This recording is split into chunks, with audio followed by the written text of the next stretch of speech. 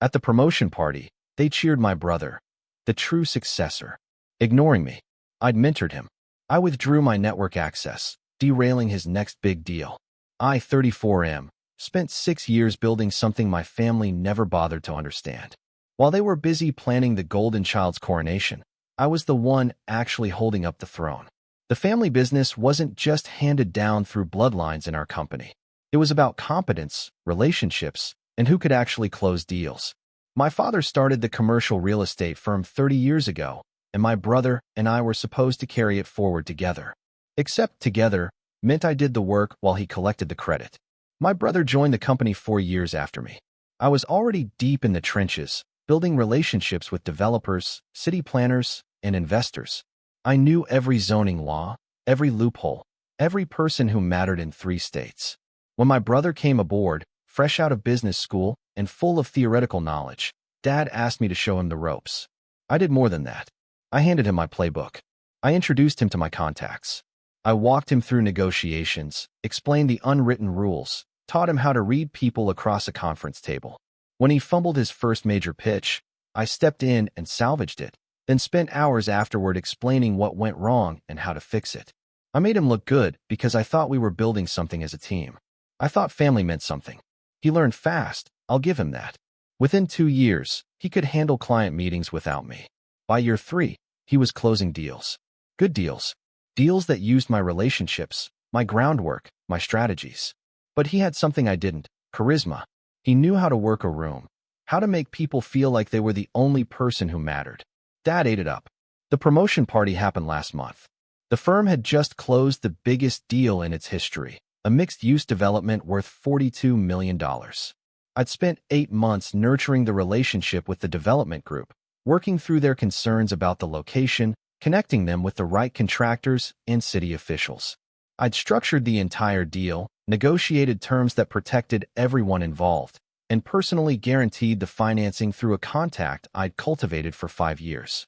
My brother presented it to the client. He took the final meeting, shook the hands, signed the papers. And when Dad threw the party to celebrate, it became very clear who everyone thought deserved the recognition. The conference room at our downtown office was packed. Employees, clients, family friends, even some media coverage for the local business section. Dad stood at the front with my brother beside him, both of them grinning like they'd personally moved mountains. I stood in the back, watching. Dad's speech started with the usual platitudes about hard work and vision. Then he got specific. He talked about my brother's instincts, his natural talent for reading markets, his ability to inspire confidence in clients. He called him the future of this company and the true successor to what we've built here. The room erupted in applause. People rushed forward to congratulate him, to shake his hand, to take photos with the golden boy. Not one person mentioned my name. Not Dad, not my brother, not the senior partners who knew exactly how that deal came together. I stood there for 20 minutes, watching people celebrate work I'd done, and nobody even looked in my direction. I left before they cut the cake. Nobody noticed. I spent that night doing something I should have done months earlier. I took inventory. I pulled up every active deal, every pending negotiation, every client relationship that mattered to the company's bottom line. I traced the threads back to their origins. 90% of our current pipeline existed because of connections I'd made, relationships I'd built, or strategic insights I provided. My brother was excellent at closing deals, but he wasn't creating opportunities. He was harvesting crops I'd planted. The next morning, I started making calls. Professional, courteous calls. I reached out to my key contacts and explained I was exploring new opportunities. I didn't badmouth the company or my family.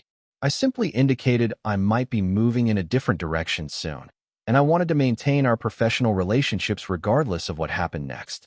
People understood. In business, loyalty is personal before it's institutional. Then I did something more surgical.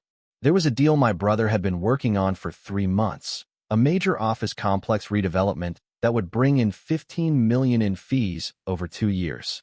It was his biggest solo project, the one he'd been bragging about at family dinners. The one Dad kept praising him for landing. Except he hadn't landed it alone. The primary investor was someone I'd gone to college with. We'd stayed close, done favors for each other over the years, built real trust. When my brother first approached him about the project, My friend called me to verify it was legitimate. I'd vouched for the company, explained the vision, and personally guaranteed we'd deliver. He moved forward because of me. I called him 3 days after the party. We met for coffee, just two old friends catching up. I told him I was planning to leave the family business, probably within the next quarter. I said I wanted to be transparent because I knew his deal was still in due diligence, and I didn't want him blindsided if I wasn't there to oversee things. I didn't tell him to pull out. I didn't have to. He asked who would be managing his project. I said my brother would be the primary contact. He asked if my brother had the same relationships with the contractors and city officials that I did. I said no, those were my relationships. He asked if my brother understood the specific zoning complications that made this project viable. I said my brother understood the theory, but I'd been the one working with the City Planning Commission for 18 months to make it happen. He thanked me for the honesty and said he'd need to reconsider his options. 2 days later, he pulled out of the deal. He sent a polite email to my brother citing strategic realignment and timing concerns. He copied me, which meant everyone in the office saw that I was still in the loop on communications. My brother's reaction was immediate and predictable. He stormed into my office demanding to know what I'd said to the investor. I told him the truth. I'd simply been honest about my plans to leave and let the investor make his own decision. He called me vindictive, said I was sabotaging the family out of jealousy. I asked him if he actually knew why the investor had agreed to the deal in the first place. He went quiet, then left. Dad called me into his office that afternoon. He didn't yell, which almost made it worse. He asked what I was doing, why I was undermining my brother, whether I understood what this would do to the company. I asked him if he remembered anything I'd said at the promotion party. He looked confused. I reminded him he hadn't invited me to speak, hadn't mentioned my name, hadn't acknowledged 6 years of work. He told me the party wasn't about me. It was about celebrating a major win for the company. I told him the company's wins were built on relationships he couldn't see and work he'd never bothered to notice. I told him I'd spent years propping up my brother because I thought we were family, but family doesn't publicly erase someone's contributions while celebrating another person for using them. He said I was being emotional and unprofessional. I told him he was right about one thing. I was done being professional about being treated like support staff in a company I'd helped build. Update 1. The fallout was faster than I expected. Within a week, 3 more deals hit complications. Not because I actively sabotaged them, but because I stopped being the safety net. My brother had been operating with the assumption that I'd always be there to smooth things over, to make introductions, to fix problems he didn't know how to handle. Without that, the cracks showed immediately. A zoning approval he'd been counting on got delayed because he didn't know the right person to call at the city planning office. A contractor pulled out of a project because my brother tried to renegotiate terms without understanding the history of why those terms existed. A potential client chose a competitor because my brother couldn't answer technical questions about market analysis that I'd always handled in previous pitches. Dad called an emergency meeting with senior partners. I was included, which surprised me until I realized they needed me to fix things. The lead partner, a man who'd worked with Dad for 20 years, asked me directly what it would take to get me back on board. I appreciated the directness. I told them I wasn't interested in being back on board. I was interested in being recognized for what I contributed and compensated accordingly. I wanted equity, not just salary. I wanted decision-making authority, not just advisory input. And I wanted public acknowledgement of my role in the company's success, not just private appreciation behind closed doors.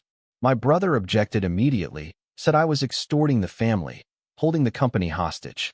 I pointed out that having leverage isn't extortion when you've earned it honestly. I told him he was welcome to maintain all these relationships himself, rebuild the network I'd spent years creating, learn the systems I'd mastered. I'd be happy to watch him do it without my help. Dad tried the family card. He said blood was thicker than business, that we needed to work together for the sake of what he'd built. I told him I'd been working for the sake of what he'd built my entire career, and he'd thank me by giving my brother credit for it. I told him blood only matters when it flows both ways. Update 2. I gave my formal notice 3 weeks after the promotion party. 30 days, professional and clean. I offered to document my active relationships and provide transition notes, but I made it clear I wouldn't be doing my brother's work for him anymore. If clients wanted to follow me to wherever I went next, that was their choice to make. The first client called me within 48 hours of my announcement. then another, then 3 more. These weren't people I'd poached or recruited. They were contacts who'd heard I was leaving and wanted to know what I was planning. Some of them were friendly and just curious. Others made it clear their loyalty was to me, not the company. My brother panicked. He started calling my contacts directly, trying to reassure them, promising the same level of service they'd always received. Several of them called me afterward to ask what was going on, confused about why he was being so aggressive. I told them honestly. He was worried about losing business, which was understandable, but I couldn't speak to whether he could deliver what he was promising. Dad tried a different approach. He showed up at my apartment on a Sunday morning with coffee and bagels, asked if we could talk father to son instead of boss to employee. I let him in because part of me still wanted to believe this could end differently. He admitted he'd made mistakes. He said he'd been so focused on my brother's potential that he'd taken my competence for granted. He said the promotion party should have recognized both of us, that he'd gotten caught up in the excitement and forgot to acknowledge the foundation I'd built. He asked what it would take to fix this. I asked him why he'd waited until it affected the business to have this conversation. I asked why my value only became visible when I stopped providing it. I asked if he'd have bothered with the coffee and bagels if clients weren't threatening to leave. He didn't have good answers for any of that. He tried, gave me variations of, I didn't realize, and I should have seen, but none of it explained why 6 years of work became invisible the moment my brother started collecting wins. None of it explained why my contributions only mattered when they disappeared. I told him I appreciated the effort, but acknowledgement after the fact wasn't the same as recognition when it mattered. I told him I'd finish out my notice period professionally, document everything he needed, and wish the company well. But I was done building someone else's legacy while being treated like a footnote. Update 3. My last day was yesterday. I spent the final week creating detailed transition documents, organizing files, making sure nothing collapsed the moment I walked out. I'm not trying to burn anything down. I'm just done holding things up. The company will survive. My brother will figure some things out, struggle with others, maybe eventually build his own relationships instead of borrowing mine. Dad will adapt. The business is solid enough to weather this if they make smart choices. But the deal my brother lost? That $15 million project he was counting on to prove he could operate at my level? That's gone. The investor ended up partnering with a competitor, someone who actually had the relationships and expertise to deliver what was promised. My brother spent weeks trying to salvage it, making calls, offering concessions, but you can't negotiate your way out of not knowing what you're doing. Dad called me 2 nights ago. Not angry this time, just tired. He said he understood why I left, that he couldn't blame me for it, but he wished things had gone differently. I told him I wished that too. I wished he'd seen my value before I had to withdraw it to make it visible. I wished he'd celebrated both his sons instead of choosing one to elevate at the other's expense. He asked if there was any chance I'd consider coming back eventually, maybe when emotions cooled and we could discuss it rationally. I told him I didn't think so, not because I was angry anymore, but because I'd realized something important. I'd built all of this while supporting someone else's success, which meant I could build something even bigger while supporting my own. 3 of my former clients have already reached out about working together on new projects. 2 competitors have made offers. And I've started having conversations with a former colleague about starting our own firm, something smaller and more focused, where success gets attributed to the people who actually create it. The revenge wasn't in destroying what they had. It was in finally understanding what I had, what I'd been giving away, and choosing to invest it somewhere that would actually value it. My brother got his promotion, his title, his moment of glory. I got clarity about what I'm worth and the freedom to build something that reflects it. That's a trade I'll take every time. If you'd like to see more stories like this, a gentle tap on the subscribe button would mean the world to us.